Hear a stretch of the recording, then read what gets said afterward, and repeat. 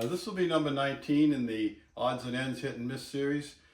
Last week I said I was going to do the flywheel and actually the governor, because I'd have the flywheels in, but as luck had it, we didn't get the flywheels in. The check came back and I had to remail it. It wasn't forwarded. It was supposed to be forwarded, but it wasn't. Anyway, I'm going to probably have them next week or the week after, hopefully. So what I decided to do was, I've had some requests for how I make these bases, and I thought I'd show you how I make the bases. And one thing you should know is most of these bases are a little different, because I get the wood out of the local recycle center or the dump and take it off the wood pile, and I just get small pieces and utilize them for bases and boxes and so forth. And there's usually quite a supply. I get some huge sheets of plywood sometimes, and the price is good, and the return policy is excellent. So the first thing we need to do is make this part here. This is nothing but 1/2-inch plywood, and it has a rounded edge and a little reveal on it. And I measured this, and it was 12.5 by 8. So I cut those. These are 12.5 by 8. And I'm going to put the rounded edge on it. And then we'll do this part here, which is set in. And somewhere around here I have some mahogany. Over here, Jim. These will be the sides and these will be the ends. And what I have to do is rabbet this part out. And I'll show you that as we go. One thing that you probably already know already is I have a woodworking shop in my machine shop. It doesn't work out very well at all. I get dust all over everything. So what I do is I try to do all the woodworking at once, then clean up once, and instead of doing it a little bit at a time. So the first thing I'm going to do is round the edges of these bases so that the reveal will be there, and then sand them a little bit. And those get spray painted with a black metal flake paint in a spray paint. Spray it, yeah. Spray paint. So we'll do these first.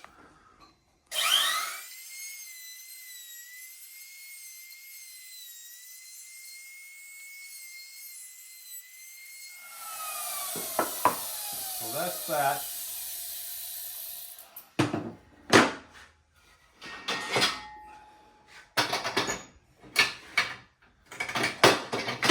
The next part will be the rabbet on all these pieces, and I got to set them so that I have select the two best sides.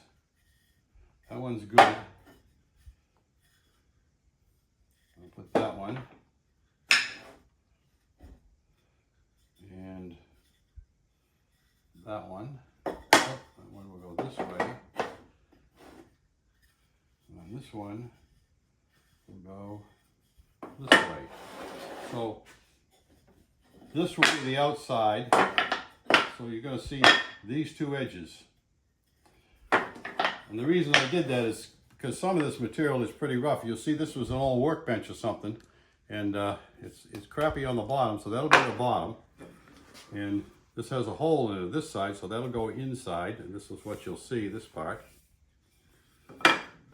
And I have to rabbet the right part so they have them in the right position. I'm doing this rabbet with the table saw instead of using a router bit, because it's easier to set up and easier to control.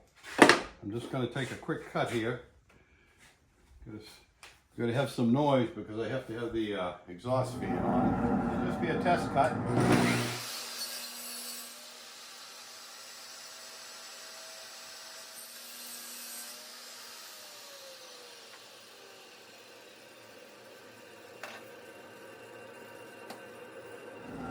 That'll be good for the first cut. And it should be down. Let's see. So you have a good reveal at the top, probably 3/16 at the top, as you can see it. So the trick is to run all these through in the right position.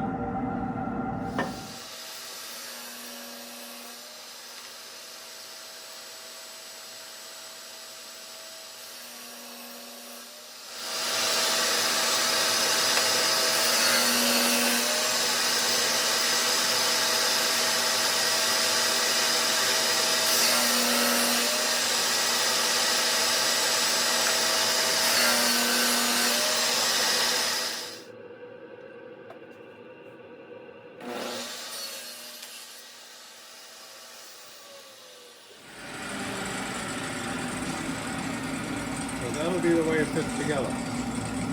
You can see that this has a rounded edge. I could probably go narrow on that, but I'm not going to. I like a little mahogany show in there.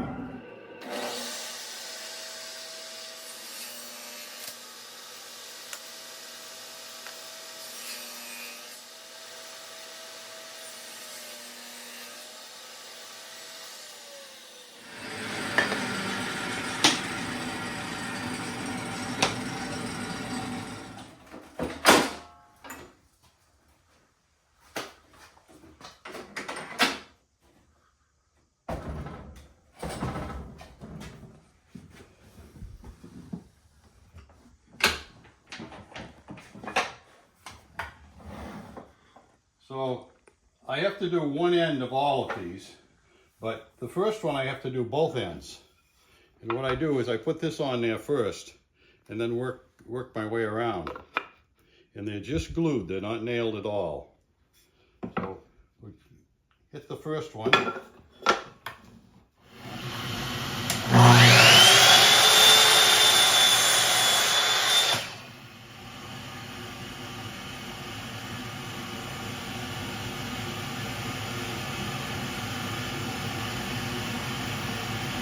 I have to make a pencil mark here so I know where I'm cutting it.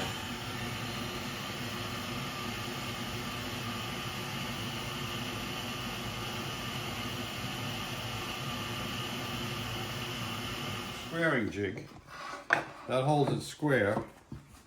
I put this on here like this and glue the first piece on. But I have to cut that. Get this in the saw right. If I put it like this, it's wrong. If I put it like that, it's right. So I actually have to mark the other side of it. So in order to avoid that, I'm going to cut this end first. In other words, instead of cutting, I'm going to work around it this way.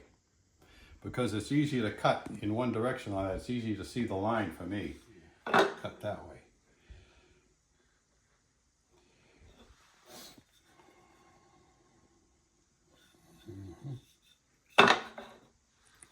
So what I want to do is cut them this way.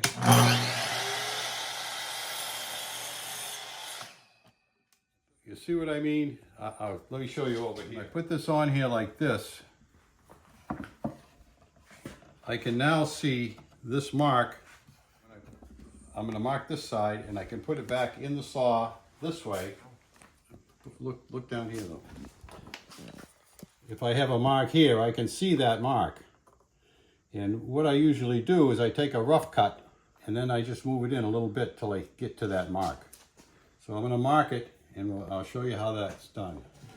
I want something to build that up. So if this is right here,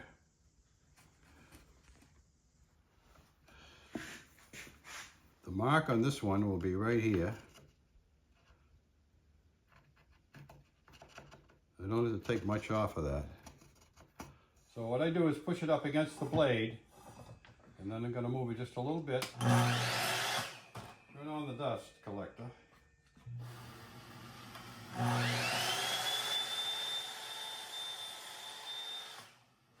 So I got to cut quite a bit more off of that, almost a 1/4 inch.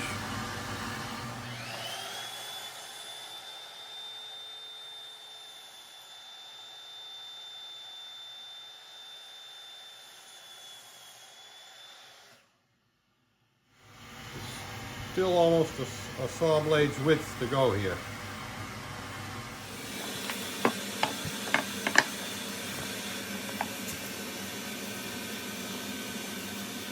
I don't know if you can see this or not, but I can still take a little bit off of that. You want these to glue up nice and tight. So that will be a gap.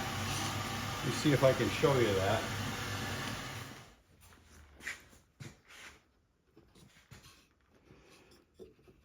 So if I have a nice fit in that corner, and I put this one in, and you can see this is way too long. It's not moving up.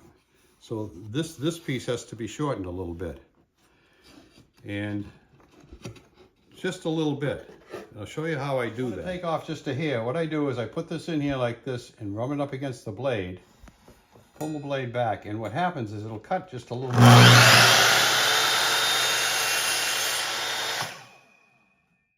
think I need about twice that much.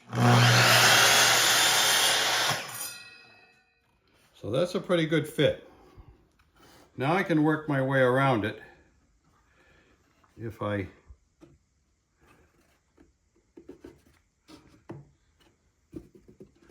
that looks pretty good. So what I'm going to do is mark this side over here.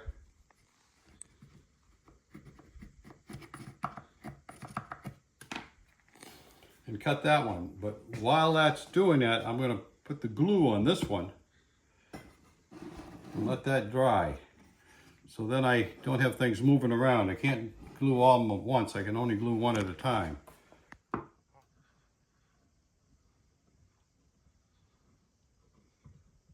Actually, it doesn't matter if I get a little glue on the plywood because that's painted. Glue on that. I'm going to put that back up in there.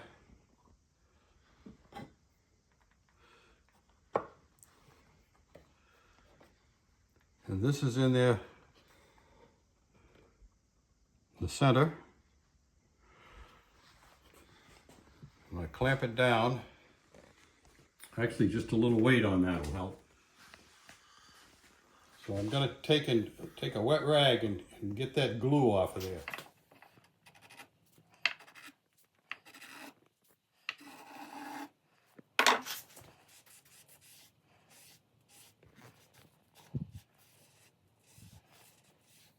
Once that cures, probably about 30 minutes, I can take and go all the way around this and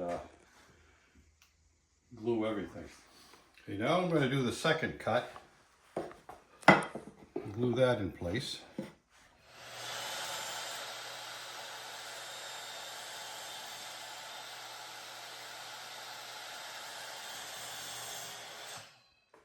Wow. I think I hit that just, no, I didn't. Still a little long. Good.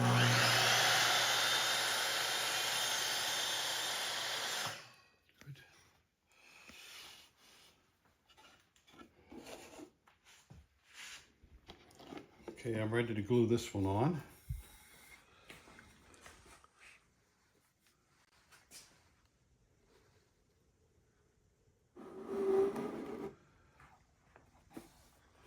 So now I can clamp it down this way, which I will do. Push that in tight.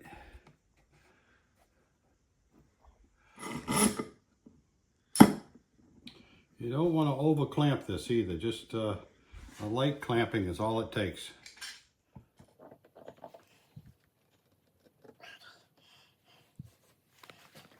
See if I can draw this corner in just a little bit. There's a tiny, tiny gap there. I want it as tight as possible.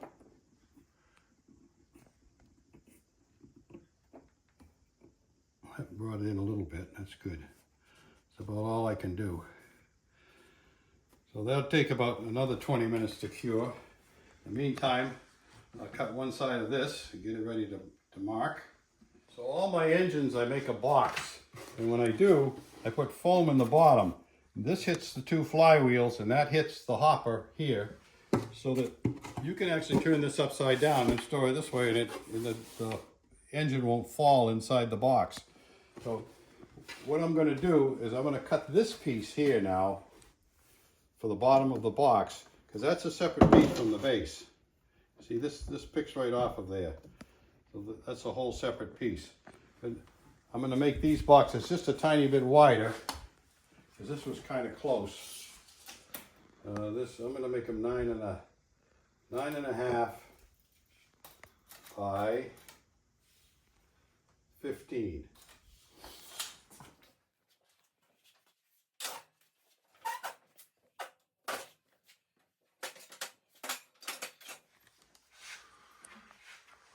Well, this is 36 inches, so I can get 2 15s out of it real easy if I cut a 9 1/4 off.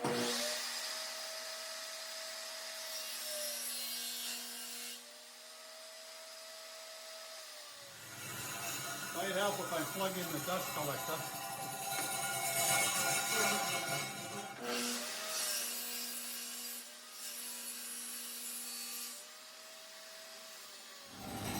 This, believe it or not, also came from the local dump.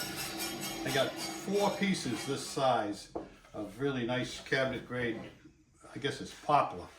It's got no holes, no spaces. I threw it in the dumpster. We want 15.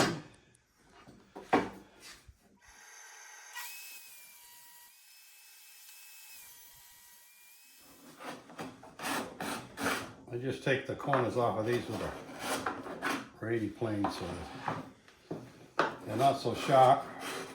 And then I hand paint these just with a brush, with whatever I happen to have around.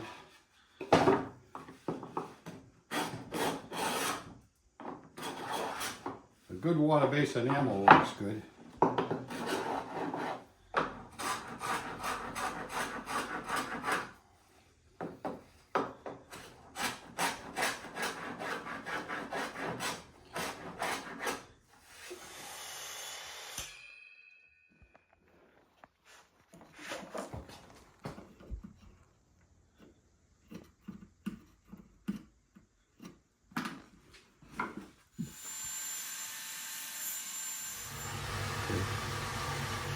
So that's a pretty good fit there. I'm just testing it with the end of this piece. Now I can glue that one.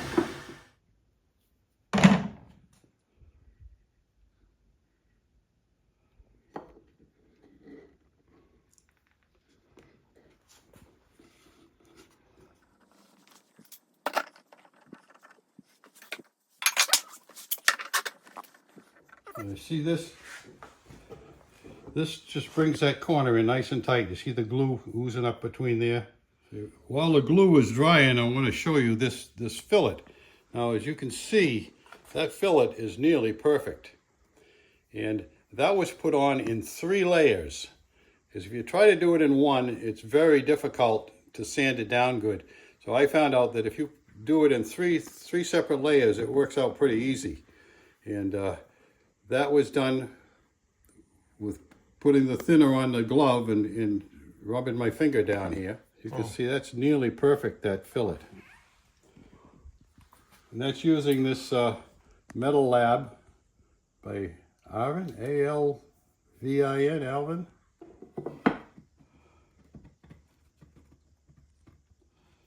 Put that in there, and I'm cutting it right to about there.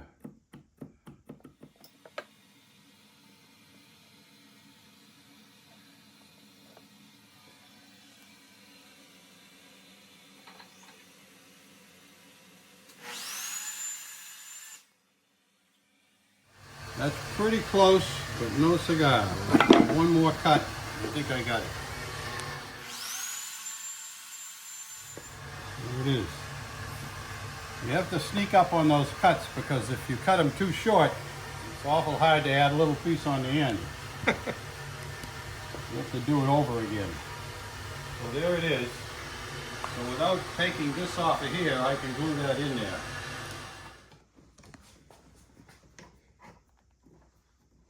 Pulling those corners together. Put this one on this way. There. Now I got some cleanup to do on that one.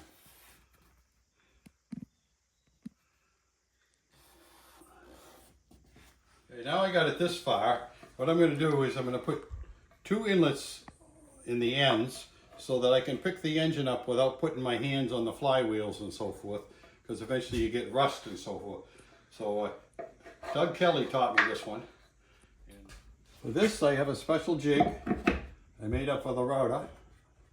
Let me measure this and make sure I centered it. I'm pretty sure I did. 9 inches, so half is 4.5.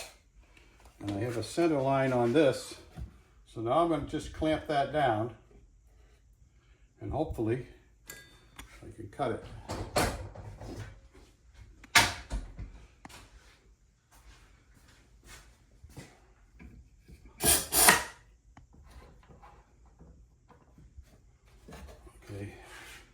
I've got this set for 1/4 inch deep for the first pass. I'll go about a 1/2 inch deep on that.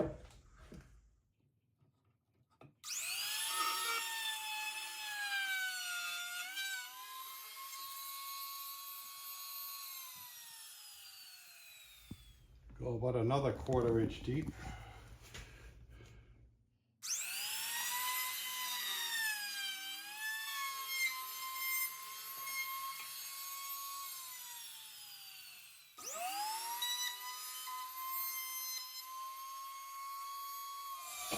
Just going to take 1/8 off of that. That'll be plenty deep.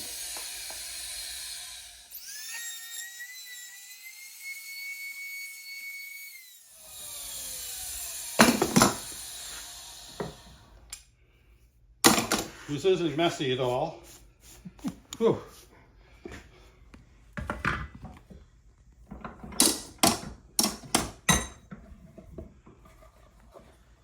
See what I have there is a nice deep hand finger hole, and what I'll do is put the round over bit is and round that off.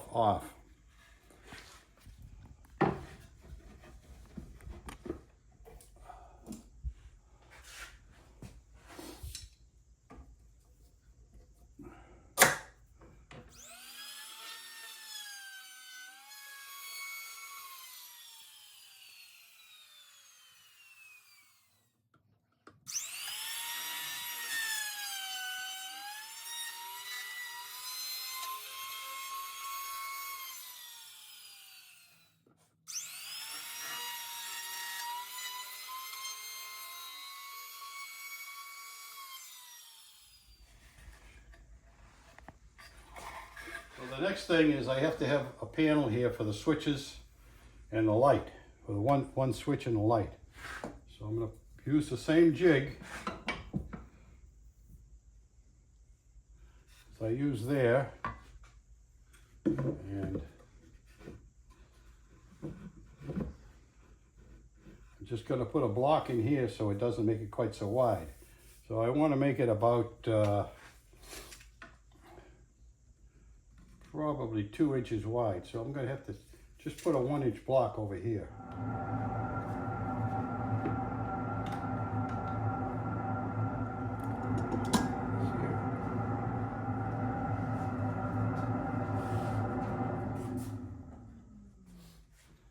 Now this one is going to be offset to the left. I just put a block in here to make it smaller. It's just a switch and a light.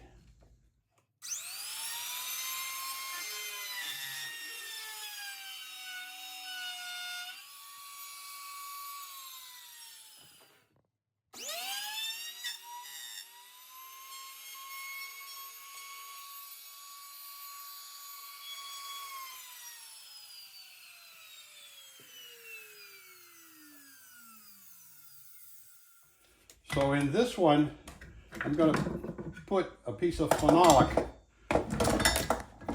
with a switch and so forth. So I've got to leave something to screw to it too. So I'm going to go through this and leave, move over here, Jim. I'm going to go all the way through and leave about this much on both sides with the router. This will be cut away up here and down here, but this part here will be for screws.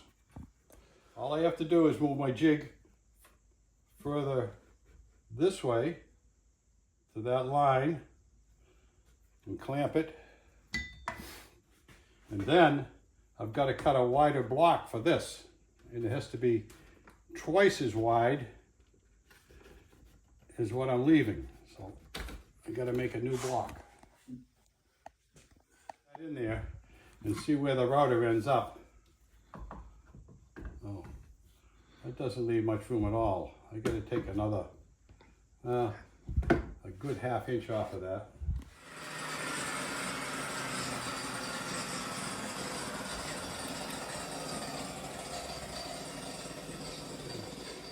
I took a little too much off that block to do another one. Okay, that looks good. Now I'm going to work cut right down through that.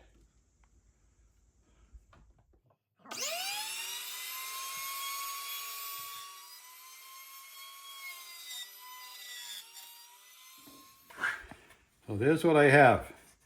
And I went in quite deep with that because I don't want the end of the switch sticking out here, because what happens when you pull the cover off, sometimes you turn the ignition on. So I want to make sure it's deep enough in there this time so that it doesn't do that. And this can use a little cleaning up, but now I'm going to round the edges.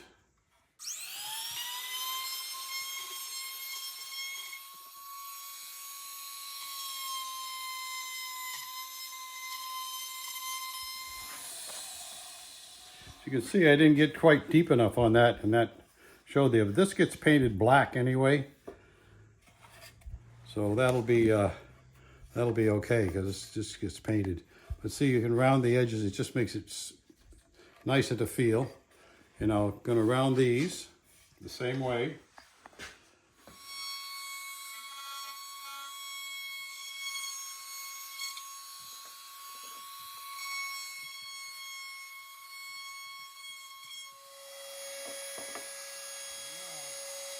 So now what I'm going to do is I'm just going to varnish all this mahogany, and even in these slots, and let that dry, get about 3 coats on it. Then I put masking tape on here, and I spray paint that black.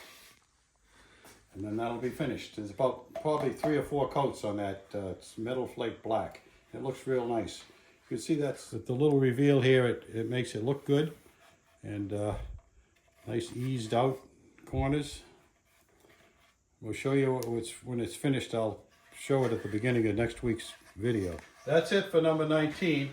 And as you can see, this is just about finished, except for the outside finish and a little sanding. And I'll show this at the beginning of next week's video, all done. And thank you very much for watching. If you liked what you saw, please give us a thumbs up and subscribe to the channel. That helps us a lot.